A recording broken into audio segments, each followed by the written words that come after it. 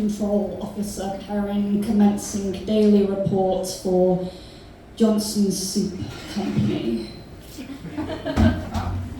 10 a.m. received report regarding one tainted can of cream of chicken. Customer claimed to have discovered an entire mouse in said can. After a brief investigation, I deduced the claim to be false. It's only half a mouse. 11:15 a.m. inspected a tainted batch of minestrone. One can contained severed fingertips. It was slender with a French tip, much like Sandra's were on the day of our 5-year anniversary.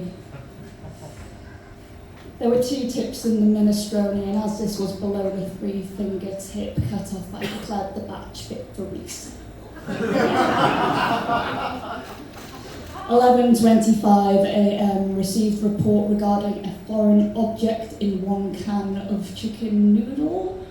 Fascinated to discover it was a ring with a small diamond, much like the ring I left in Sandra's champagne flutes on the night of our 5-year anniversary, the one which subsequently became lodged in her windpipe,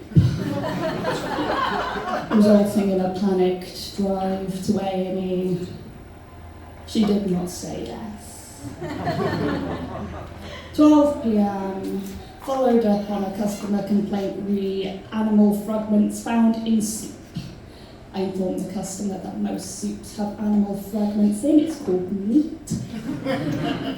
Customer stated that the fragment in question was a tail. I pointed out that tail was specified on the soup can's label. Customer retorted that the label read oxtail, not rat tail. I concluded the interaction by stating that oxtails are usually too big for the can, the rat ones are smaller.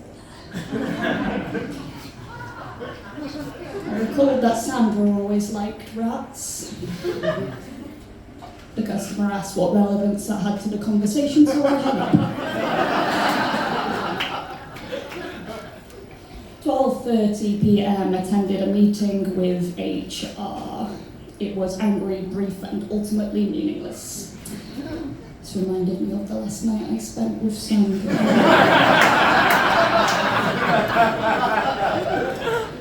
This made me cry, which made HR terminate the meeting prematurely.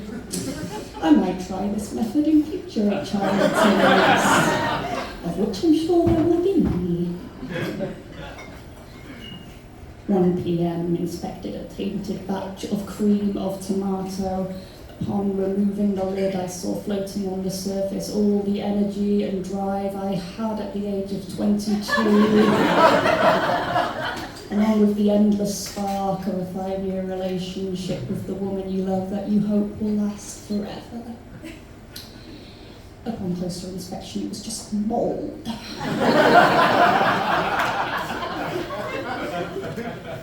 1:30 p.m. made time during lunch to scream into a can of onion broth. Did not help anything, and then I dropped it. Seems the lack of coordination that stopped me being able to successfully perform the Heimlich maneuver on Sandra has also seeped into my work life. My failure of a love life is now steeped in onion broth. 3 p.m. stared ceaselessly into a can of alphabet soup because the pasta letters spelt out the word Sandra. When I blinked, I realised I was not holding a can of alphabet soup, but spaghetti hoops. Decided at that point to call it a day. 3:20 p.m, clocked out early. No one noticed. No one ever notices. No one listens to these reports. If HR listened, they might try to section me before I'd return one day with a BB gun and a list of demands, but no one ever pays attention to that sort of thing till it's too late. Much like I never paid attention to the glaring sirens in my relationship with Sandra until I clogged her esophagus with an Argos diamond. So It's hard to ask someone where you went wrong while they're getting their stomach pumped.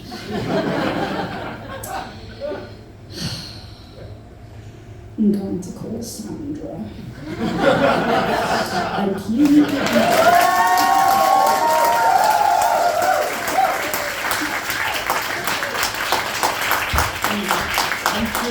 So you may notice there are some QR codes on the pillar there, and I think some at the bar as well. Those will lead you to the GoFundMe for my top surgery fundraiser, so consider donating to help me realise my dream of becoming Nicolas Cage in movie Long Legs.